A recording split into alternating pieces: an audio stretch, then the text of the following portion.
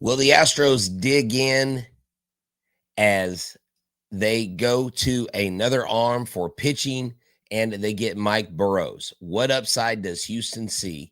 What prospects went out the door? And why does this move signal the Astros are still hunting for arms? Let's break it all down right now. Jainel Diaz, this is Locked On Astros.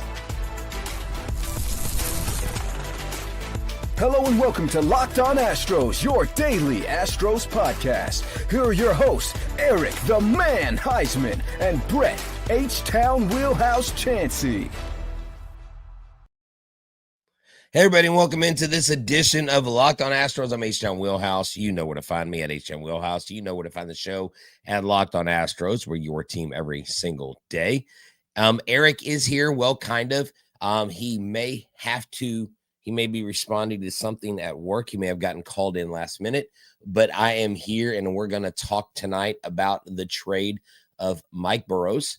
We're going to talk about what they traded away and the fact that they are seeking more arms. So this doesn't mean that this is the end. It just means that it's the beginning. And so first of all, I want to say thank you for making Locked On Astros your first listen every day. Thank you for making Locked On Podcast Network the number one sports podcast network. This episode is brought to you by Game Time. Game Time is a great app. Download the Game Time app, create an account, use the code Locked On MLB for $20 off your first purchase. Welcome in, everybody. Thank y'all for stopping by. It is Friday. I'll let you know that I'm on Christmas break, and I am definitely not ashamed to admit that. I absolutely love this time of the year as a teacher where I get a break, I get a breather. And hey, if stuff happens while I'm on break, I'll have all day to talk about it. I love that. So thank y'all for tuning in. So let's talk about this Mike Burroughs trade that went down today. And you know, there are thoughts and opinions across the board on what the Houston Astros did today. You have anywhere from people saying Dana Brown doesn't know what he's doing, to this is a great move, to I can't believe we let Jacob Melton go, to yep, I guess we love losing, or is this the guy we're getting for our title? Look, Burroughs is a piece of the puzzle. And so let me just give you the official trade as it came out a few hours ago. Official. Okay, Houston gets Mike Burroughs, who was a rookie last year, to Pittsburgh, Brandon Lau, Mason Montgomery, Jake Mangum, okay, to Tampa, Jacob Melton, and Anderson Brito, all right? Anderson Brito was recently in the Arizona Fall League, was their number 2, I guess, pitching prospect in their system, and then Jacob Melton was their top 100 prospect, or top prospect in their system, the only guy in the top 100 for MLB. And so, you know, Jacob Melton broke into the big leagues this year. He has a small sample size, but he's got high upside. He's got a lot of hopes, and people really want him, wanted him to succeed in an Astros uniform, be a part of that puzzle or conundrum that is center field. And Anderson Brito has high upside, but I think he's still a couple years away from making an impact on the big leagues. So who is this Mike Burroughs guy, and what did he do last year? He actually had a really good year. One of the things to note is Mike Burroughs has already had Tommy John surgery. He took a little bit of time getting to the big leagues. He had a little bit of a setback. He was an 11th round pick in the 2018 draft by the Pirates, but this last year, had his best year that he's had. He did throw 96 innings. He had a whip of 1.24. He had 97 strikeouts, a 3.94 ERA, and it looked like he was 2-4 on the season. His first win came against the Houston Astros. And you get a guy that is controllable for several years. So there is nothing wrong with controllable years with a pitcher. What did Dana Brown say? We want pitchers that are controllable. Okay. So that is one of the things that we have to look at is That's what they were actually going after, okay? He was a former top prospect with the Pirates. When he came up, actually did very good. So again, in those 23 appearances, 96 innings, 97 strikeouts, a 1.24 whip, and actually, 2-4 or 3-4 record with a 3.90 ERA, striking nearly a strikeout per inning. The Astros will look to get that up. When you go to his Baseball Savant page, here are his pitches. A majority of what he throws is the four seam and the change at 39% four seam, 24% change, 20% slider, 12% curve, 6% sinker. So there may be things in there that the Astros see that they want to increase more, okay? You want this guy to be a high ground ball guy. He has a ground ball percent of 46%, which is in the lower half. You want to see the exit velocity to be less, and his is at his average exit velocity off hits is 89.2. So that's not terrible. Look, this guy's got some nasty stuff. And if you've seen any of the footage, or if you remember back to the game where I believe he had 6 strikeouts against the Astros in a victory over the season, he actually did really well. There was a time when like Jeremy Pena hadn't had a strikeout in a while. He was hitting around 300, and Mike Burroughs came up to the mound and struck him out. And so we've seen that he can do some things that are good. Okay. But again, we definitely need more moves. This team, as it sits, has a rotation that if we're going forward and we're not adding anybody else, the rotation would look like basically you have Hunter Brown, Christian Javier, Mike Burroughs, Lance McCullers Jr., Ryan Weiss, Spencer Arrighetti. You also have Jason Alexander, Nate Pearson, Colton Gordon, Jaden Murray. Now, those are all guys that could play into the mix, okay? The Astros have clearly stated Ryan Weiss, they want him to compete for a rotation spot. You don't bring Mike Burrows over and trade 2 prospects without expecting him to be a part of the rotation. Is he the number 2 starter that they have envisioned to back up Hunter Brown? Maybe he's not. And again, I know some of y'all on here, if y'all are listening, we have a live audience and they will make comments throughout. And some people are saying in the chat that they're not convinced that we've gotten better. They're not convinced that what we are doing is a good thing. But really, honestly, only time will tell. Everybody that tells me, Willer Abreu, I can't believe we let that guy get away. I'm like, I had to ask one friend. I had to kind of call him out. And, I'm not going to say names because I don't do that. But I said, you never talked about Willer Abreu when he was with the Astros. Well, yeah, because they had so many other people at the time. No, like you didn't know who he was until he got traded.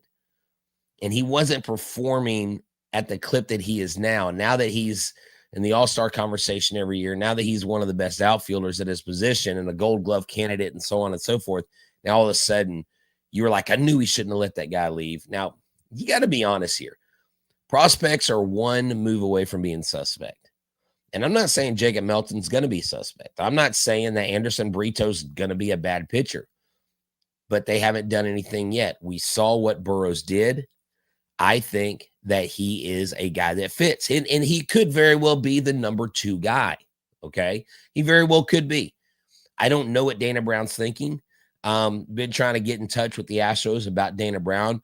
Hopefully we can get him on between now and when spring training hits, maybe after they make a couple more moves. I'm hoping for maybe a Christmas surprise. I don't know. Chandler Rome mentioned it, and he has good reason. The Astros like to go with what they go with. They don't deviate from their game plans very much. So we are here, and we know exactly what the Astros do. We know exactly how they operate in this current regime. But before we go further, I want to talk to everybody here about Game Time.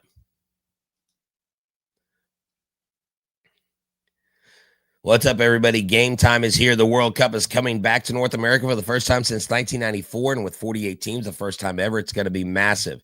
But let's be honest, getting tickets is usually the hardest part. That's why the Game Time app is clutch, finally giving fans a real advantage when it comes to snagging seats. With Game Time, you can track price drops in real time, get alerts when great seats open, buy tickets the moment they hit the app.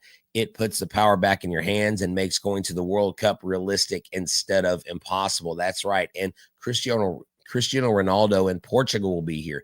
The Netherlands and Germany, 3 of the top 10 teams in the world, will be in Houston. So pull up the app. The layout makes it simple. Pick a game, pick a selection. The seat view feature is phenomenal. The price include fees up front, which I love because there's no fees hidden. And look, I mean, if you're looking at going somewhere local and sooner, Texas A&M is playing the University of Miami in the first round of the college football playoffs. And yes, tickets have been a little pricey, but they are really good and competitive compared to other sites. And I promise you, if you wait till closer to game time, those prices will drop. So take the guesswork out of buying tickets for the World Cup, college football playoffs, Rockets, whatever it is. Download the Game Time app, create an account, use the code LOCKEDONMLB for $20 off your first purchase. Terms to apply. Again, download the app, make an account, and use the code LOCKEDONMLB for $20 off Game Time. Hey, everybody, if you haven't heard about the Everydayer Club, I want to let you know that our memberships are growing, and we have people right now that are locked in. Thank you for making Locked On Astros your first listen, and thank you for making the Locked On Podcast Network the #1 sports podcast network on the planet. If you haven't already checked out the Everydayer Club, trust me, you will have access to ad-free audio feed for Locked On. You will have special episodes, and Eric and I have already dropped episodes for our all access listeners. And we want you to be a part of this members only Everydayer Club Discord. It's amazing. It includes a group chat. You can be not just in chat with listeners of the show, but also other hosts.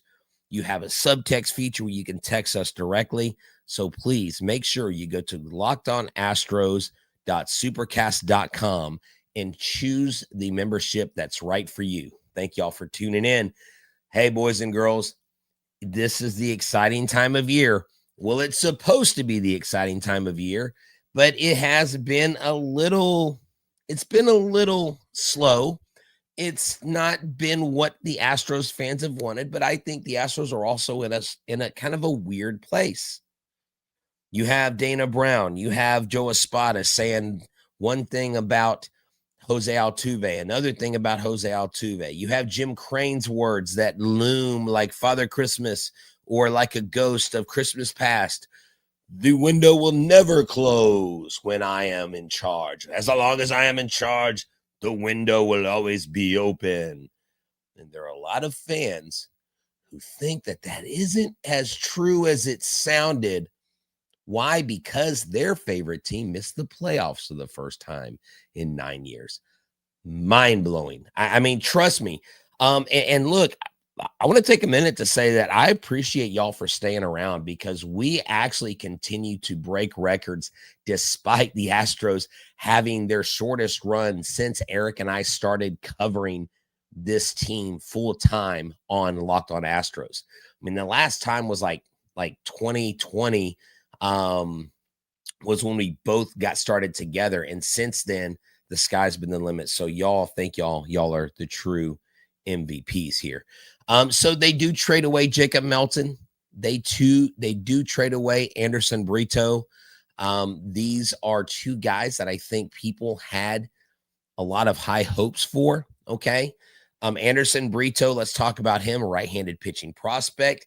Regularly throws his fastball 96 and 99. He is a fireball thrower and signed for a small bonus. He developed into a legit arm. Okay. And high A, he had a 3.28 ERA, 49 innings, 65 strikeouts. All right. Strong strikeout rates. He has a solid whip and he projects as either a bullpen arm or a possible starter. Okay. Why did Houston move him? Okay. Well, the Astros have a lot of similar guys, bullpen style arms in their system right now. And although the system we know is not the most touted, it's kind of at the bottom. We all know that, the elephant in the room, but Brito still had command questions. So I'm not as upset about Brito or worried about seeing a guy that's going to develop into something sooner rather than later in the way of Brito, but I am a little bit more concerned about Jacob Melton. I think he's got a little bit more upside, okay? So here are the things that Jacob Melton brought that I think the Astros could have used. One of their better position player prospects, all right, I mean, obviously they're, number 2 overall prospect, number 1 overall prospect. I'm sorry, the number 1 overall prospect. Power. He had speed. He could play defense. He was an all-around outfielder. And if you're looking at moving, Gold Glove nominee, Gold Glove level center fielder in Jake Myers, then having someone like Jacob Melton in center field would be phenomenal. Okay, Zach Cole, I know they talked about him in center field. I still think, personally speaking, that Cam Smith would be a better center field candidate than Zach Cole, but I'm not a talent evaluator at the major league level, okay? He was a fan favorite in the system, too. Everybody was excited about Jacob Melton. We were excited about Gilbert. Gone. We were excited about Will Myers. Gone. We were excited about Melton. Gone. I mean, that is what stinks. But in order to make a trade, the market is really high. It's really inflated. And I'm gonna explain that here in a second. Jacob Melton, also, the outfield was crowded, is crowded at the major league level. The Astros decided that pitching help mattered more than holding on to a bat that's blocked in the lineup. Because right now he doesn't have a spot. Melton absolutely could become a regular elsewhere, but it wasn't guaranteed in Houston, okay? It wasn't guaranteed in Houston, so that's why they went with that. Now, let's go back a week or two when we're talking about Shane Baz, okay? Shane Baz got traded today, not to the Astros. Shane Baz got traded to the Orioles, okay? I don't know if y'all have seen this trade package. I featured it on our YouTube shorts, but it was a pretty pricey give. Shane Baz to the Orioles for Slater DeBrune from the Rays, Caden Bodine from the Rays. So Baltimore's number 6, Baltimore's number 10 prospect, Michael Forret, right-handed pitcher, their 11th prospect, Austin O'Verne, their 30th ranked prospect, 2026 comp balance round A pick. So 1, 2, 3, 4 players and a comp pick for Shane Baz. Some people asked me today, some people sent me a DM, so why didn't we get Shane Baz? Why did we go to Mike Burroughs? I'm like, did you see the price?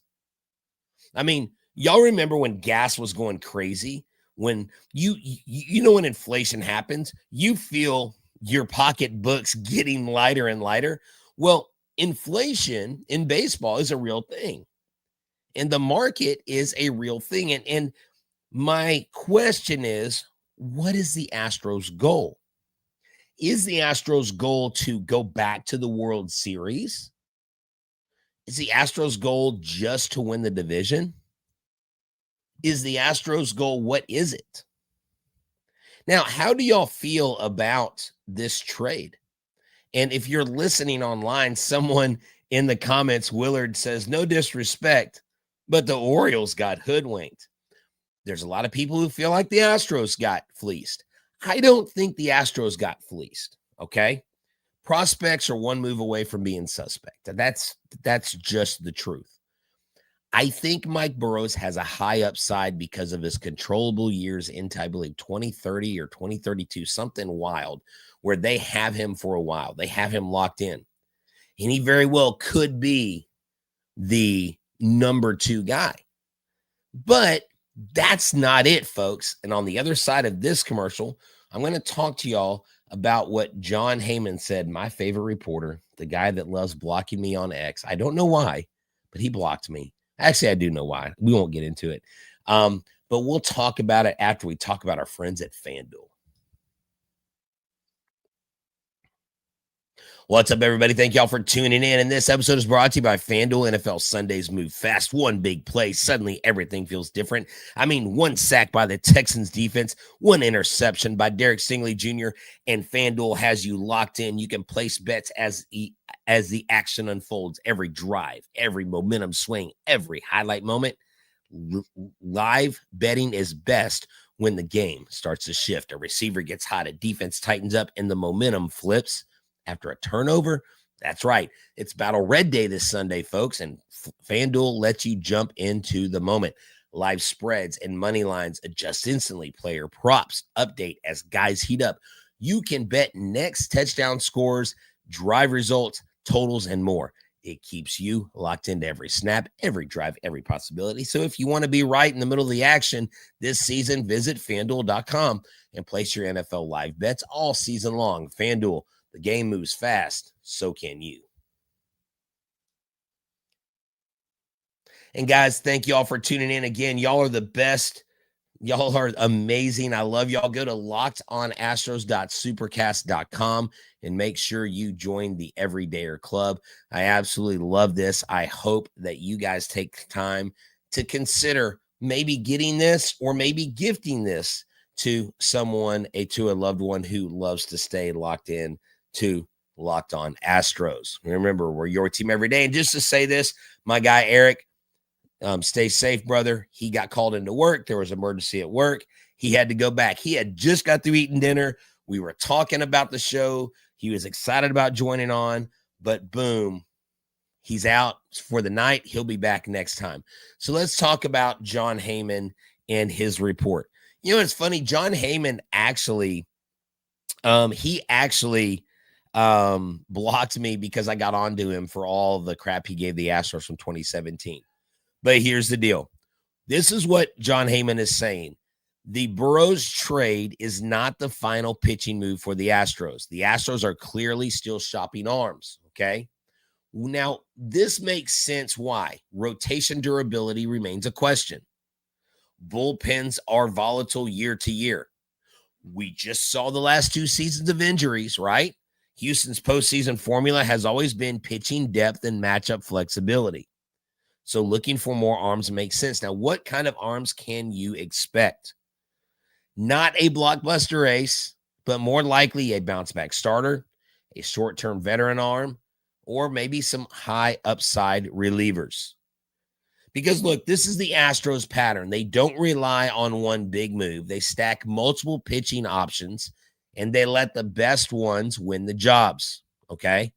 That's what they do. They let the best arms win the jobs. Now, Astros fans, and let me ask you, and yes, people in the comments, if you're listening, people in the comments while I'm live are saying, what about a left-handed bat? What about a backup catcher? Look, I still think that the Astros still remain about $24 million under the luxury tax threshold. Crane does not want to go over it for a third season in a row. So he's going to try to stay under that. So these arms are going to have to come via trade. Now, one of the options is trading away Christian Walker. And I think if the Astros are seriously shopping for more arms, they are going to have to consider the three big pieces that are the most tradable. Jake Myers, Isaac Paredes, Christian Walker. The downside to Christian Walker, that contract. The downside to Isaac Paredes, he's the best contact bat in your lineup. The downside to Jake Myers, there aren't elite center fielders out there, and you're asking Zach Cole to step up and become an elite center fielder, defensively speaking. So there's good things and there's bad things. And again, the other thing that created this conundrum they're in is Carlos Correa's returning to Houston. Now, they got Carlos Correa for pretty much nothing. They aren't paying all of his salary, still paying quite a bit of it, but he's here. He's a leader in the clubhouse, and that's good for the Astros. So we can be frustrated, or we can think that Carlos Correa kind of makes this thing tougher, and we don't like that. But I think a lot of fans love that Carlos Correa is back. All right. And one of the names that we can look for and look at, and we haven't talked about, is Nick Pivetta. I believe he is a tradable piece in San Diego. Going back to the Royals, you can try to get Chris Bubik over. I think he's a great option. So there are other avenues to go here. It's going to have to be via trade. That's simply what it's going to have to be. It won't be any other way that the Houston Astros bring on another arm. So here is the question that we have to have answered. Is Dana Brown and Joe Espada's thinking on Mike Burroughs, this is our number 2 guy? If their answer is yes, then okay, the arms they're looking for are serviceable bullpen arms.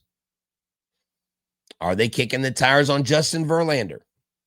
I think it's still a more than 50% chance that Justin Verlander comes back.